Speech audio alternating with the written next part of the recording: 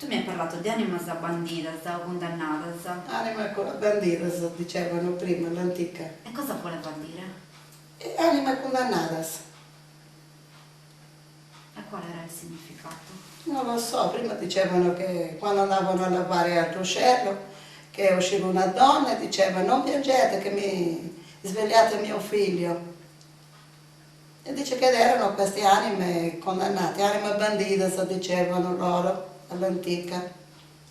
Ascolta, invece la storia dei topi, E uscivano i topi, ce n'erano tanti, io mi ricordo ero piccolina e noi avevamo paura con i miei fratelli. E poi dice che questo prete Figuso che c'era, dice che aveva fatto una messa di ritiro. Dice che erano tutti anime condannadas e da allora non sono più uscite. e cosa aveva detto questo prete? E non lo so, loro legge di subbreviario, capito? Lo sanno loro quello che